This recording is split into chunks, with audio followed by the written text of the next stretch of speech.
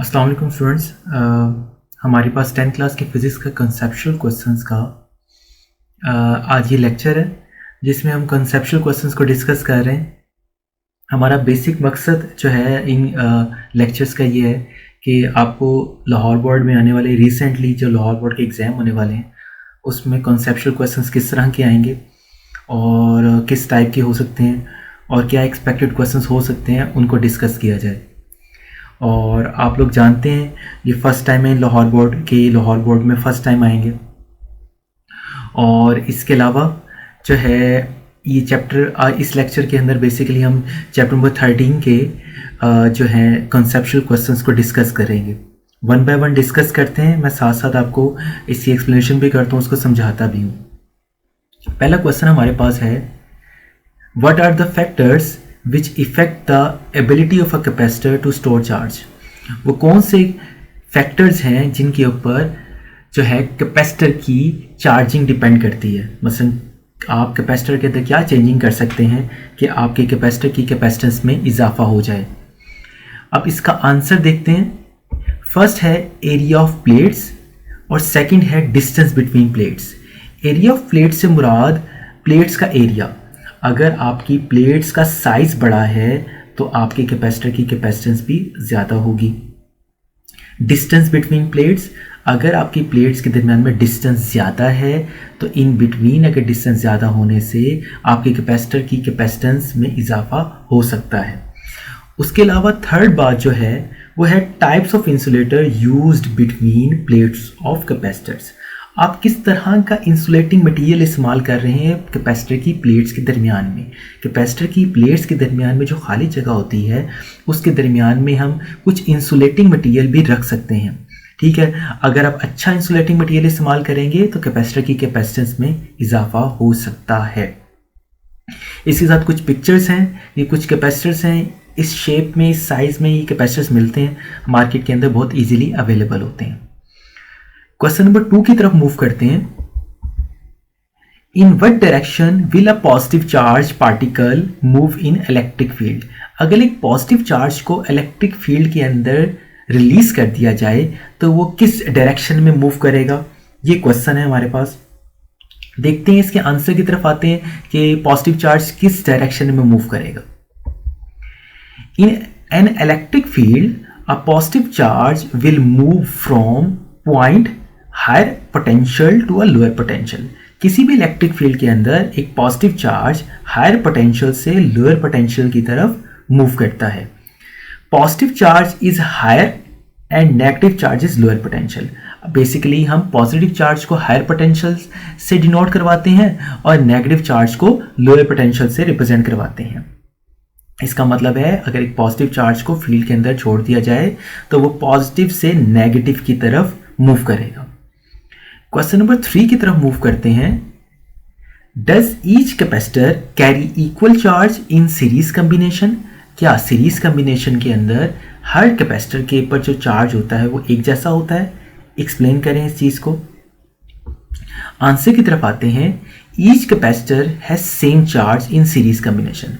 Series combination के अंदर हम जानते हैं कि हर कैपेसिटर के ऊपर जो चार्ज होता है स्टूडेंट्स वो सेम रहता है। If battery supplies plus Q charge in the left plate of capacitor C1 due to electrostatic induction, minus Q charge is induced on the right side plate। अगर आप एक प्लेट के ऊपर पॉजिटिव चार्ज है तो basically electrostatic induction की वजह से दूसरी प्लेट के ऊपर नेगेटिव चार्ज अपेयर हो जाता है। ये इलेक्ट्रोस्टैटिक इंडक्शन का एक फिनोमेना है कि जब आप किसी एक प्लेट के ऊपर पॉजिटिव चार्ज करते हैं तो ऑटोमेटिकली दूसरी प्लेट के ऊपर नेगेटिव चार्ज अपेयर हो जाता है। In this way charge on each capacitor will be same. इस तरीके से हर कैपेसिटर के ऊपर जो चार्ज होता है वो एक जैसा रहता है। नेक्स्ट मूव करते हैं हमारे पास, जिसमें हमने ये देख लिया कि हमारे पास आगे लिखा हुआ है Q1 is equal to Q2 is equal to Q3 is equal to Q। First कर लेते हैं, हमारे पास कैपेसिटर की 3 प्लेट्स हैं तो पहली प्लेट के ऊपर Q1 चार्ज होगा, दूसरी पर Q2, तीसरी पर Q3, लेकिन तमाम चार्जेस इक्वल होंगे, ये तमाम चार्जेस Q के इक्वल होंगे। नेक्स्ट मूव करते हैं क्वेश्चन नंबर 4 की तरफ, how much energy is release from each bolt of lightning. जो लाइटनिंग होती है, जैसे कि बहुत ज़्यादा आसमानी बिजली जिसे कह सकते हैं, ठीक है, थंडर स्टॉर्म होना, ठीक है, इसके नतीजे में कितनी एनर्जी रिलीज होती है। हमारे पास ये इंपॉर्टेंट क्वेश्चन है, इसके बारे में हमें क्वेश्चन पूछा जा सकता है। इसके आंसर की तरफ मूव करते हैं। Each bolt of lightning contains about 1000 million joule of energy. तकरीबन ईच बोल्ट ऑफ लाइटनिंग कम से कम अगर एक लाइट का बोल्टनिंग आए, मतलब आसमानी बिजली का जो एक सिंगल लाइटनिंग हो, तो तकरीबन round about 1000 million joule of energy release करती है। This energy is release to boil a kettle continuously for about 2 weeks. और ये एनर्जी जो है किसी कैटल को 2 हफ्ते तक जो है पानी बॉयल करने के लिए, इतनी एनर्जी हमारे लिए काफ़ी है। मतलब 2 हफ्ते तक अगर एक कैटल में आप पानी रख दें, वो बॉयल होता रहे, तो ये एनर्जी उस कैटल को जो है, उसके अंदर जो पानी है उसको बॉयल कर सकती है। ये इस बात सिर्फ समझाने के लिए आपको बताई गई है कि ये एनर्जी इतनी ज़्यादा होती है। ठीक है, क्वेश्चन नंबर 5 की तरफ मूव करते हैं। जैसे कि हमारे पास एक पिक्चर भी है जो कि मैंने स्क्रीन पर शो करवा दी है। इससे भी थोड़ा बहुत आपको अंदाज़ा हो सकता है कि ये इलेक्ट्रिक बोल्टिंग जोन सी होती है, ये किस तरह की होती है। क्वेश्चन नंबर 5 की तरफ मूव करते हैं। How an aeroplane charge and discharge. Aeroplane charge कैसे होता है और डिस्चार्ज कैसे होता है। बेसिकली एरोप्लेन के विंग्स की बात करते हैं। ये जो विंग्स होते हैं ये चार्ज कैसे होते हैं और डिस्चार्ज कैसे होते हैं। इसके आंसर की तरफ जाते हैं। During flight body of aeroplane charge get discharge. Flight के दौरान में जो है इसके जो विंग्स होते हैं वो चार्ज हो जाते हैं और डिस्चार्ज भी हो जाते हैं। As the aeroplane land and this charge is transfer to the ground. जैसे ही आप जो है एरोप्लेन फ्लाइट में जाता है, तो फ्लाइट के दरमियान में during the flight some resistive forces की वजह से, जो कि एयर के अंदर डस्ट पार्टिकल्स होते हैं और जो चीज़ें होती हैं उनकी वजह से इसके जो विंग्स होते हैं बेसिकली वो चार्ज अप हो जाते हैं। और भी बहुत सारी रीजंस होती हैं। और जब ये जो है लैंड करता है, तो लैंड करने के ड्यूरेशन में वो सारा का सारा चार्ज ट्रांसफ़र हो जाता है ग्राउंड में, यानी ज़मीन के ऊपर ट्रांसफ़र हो जाता है। And conducting tyres and chance of sparking is eliminated. और इससे ये होता है कि जो स्पार्किंग का जो ख़तरा होता है वो भी ख़त्म हो जाता है, क्योंकि विंग्स के ऊपर और एयरप्लेन के ऊपर जो चार्ज होता है वो सारा का सारा ट्रांसफ़र हो जाता है ज़मीन के ऊपर, और जो ख़तरा होता है स्पार्किंग का वो सारा का सारा ख़त्म हो जाता है। क्वेश्चन नंबर 6 की तरफ मूव करते हैं। Is voltage and potential difference considered as same quantity. क्या हम ये कह सकते हैं कि वोल्टेज और पोटेंशियल डिफरेंस सेम ही क्वांटिटीज हैं। इसके आंसर की तरफ आते हैं क्योंकि ये बहुत इंपॉर्टेंट क्वेश्चन है। A voltage across a device such as a capacitor has same meaning as the potential difference.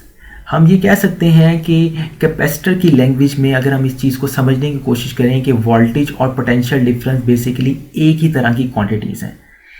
For example, if voltage across a capacitor is 12 volt, the potential difference between the plates is also same. हम ये कह सकते हैं कि अगर हम capacitor की language में इसको समझने की कोशिश करें, कैपेसिटर की टर्म्स में समझने की कोशिश करें, तो वोल्टेज और पोटेंशियल डिफरेंस सेम ही है। ठीक है, कि जैसे कि हमें एग्जांपल में बताया गया कि if voltage across a capacitor, अगर कैपेसिटर के वोल्टेज जो है 12 वोल्ट हैं, तो उसका पोटेंशियल डिफरेंस भी उतना ही होगा। लेकिन ये एक स्पेसिफिक टर्म्स में, कैपेसिटर की टर्म्स में ये दोनों क्वांटिटीज़ एक दूसरे के साथ मिलती जुलती हैं। अदरवाइज ज़रूरी नहीं है कि ये हर दफ़ा सेम ही हो, हर टॉपिक में हर लिहाज से ये सेम ही हो। क्वेश्चन नंबर 7 की तरफ मूव करते हैं। Capacitor block DC but allow AC to pass through a circuit. How does this happen? Capacitor जो है वो DC को अलाउ करता है, AC को अलाउ नहीं करता। ठीक है, कैपेसिटर ब्लॉक करता है DC को ब्लॉक कर देता है, नहीं जाने देता, और AC को ब्लॉक नहीं करता, AC को गुजरने देता है। How does this happen? ये ऐसा क्यों होता है? क्वेश्चन आपको समझ में आ गया होगा। DC से मुराद डायरेक्ट करंट, AC से मुराद अल्टरनेटिंग करंट। DC से मुराद वो करंट होता है जो हम बैटरी से हासिल करते हैं, और AC से मुराद वो करंट होता है जो कि हम वापडा से सप्लाई आती है। आंसर की तरफ मूव करते हैं। DC flow in one direction only and current can not flow in between the gaps of plates. DC current basically एक ही डायरेक्शन में मूव करता है, ये अपनी डायरेक्शन चेंज नहीं करता, जिसकी वजह से ये कैपेसिटर की प्लेट्स के दरमियान में जो है पास आउट नहीं होता, इसमें से गुजर नहीं सकता। In case of DC frequency is zero. DC के केस में जो बेसिकली फ्रीक्वेंसी होती है वो क्या होती है, ज़ीरो होती है। While in AC its polarity changes continuously। AC के केस में जो पोलैरिटी होती है वो चेंज होती रहती है। बेसिकली AC करंट अपनी डायरेक्शन चेंज करता रहता है। And current can pass continuously, और करंट आसानी से कैपेसिटर की प्लेट्स के दरमियान से पास आउट हो जाता है। तो हम ये कह सकते हैं कि जो DC करंट है वो कैपेसिटर से पास आउट नहीं होता, या कैपेसिटर DC करंट को पास आउट नहीं करने देता, और AC करंट आसानी से पास आउट हो जाता है, क्योंकि AC करंट अपनी पोलैरिटी चेंज करता रहता है, अपनी डायरेक्शन चेंज करता रहता है, जिससे आसानी से करंट पास आउट हो जाता है। क्वेश्चन नंबर 8 की तरफ मूव करते हैं। If we double the distance between the two charge plates, what will be the change in force between this charge.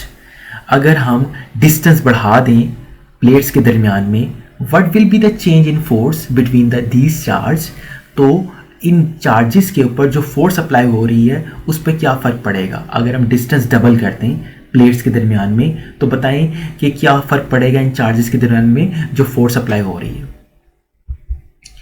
If we double the distance between the two charge, the force will become 1/4।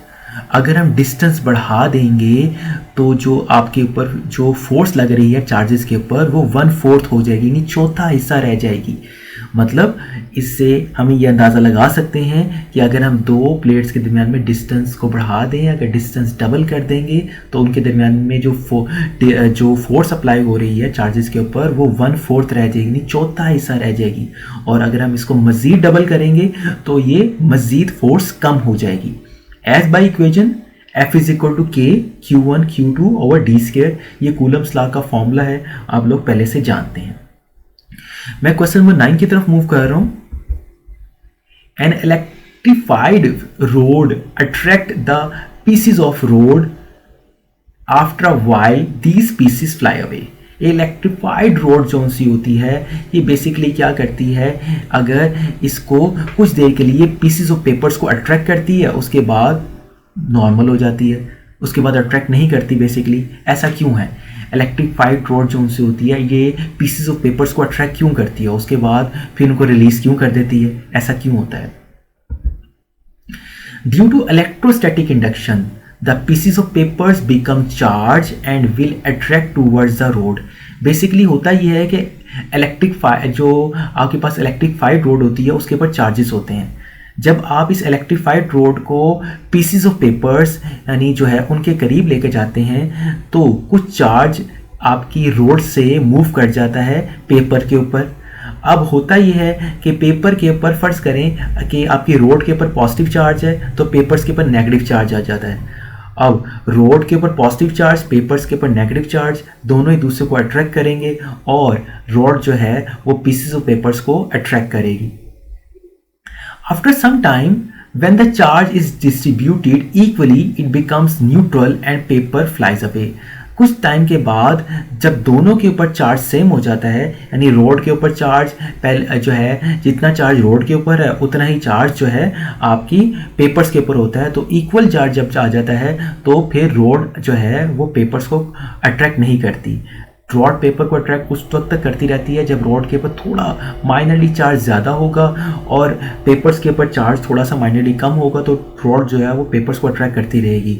और कुछ देर के बाद वैसे भी charge जो है वो fly away हो जाता है, डिस्ट्रीब्यूट हो जाता है, इर्द गिर्द फैल जाता है, स्कैटर्ड हो जाता है, जिसकी वजह से अट्रैक्शन नहीं रहती, लेकिन ये कुछ देर के लिए अट्रैक्शन होती है।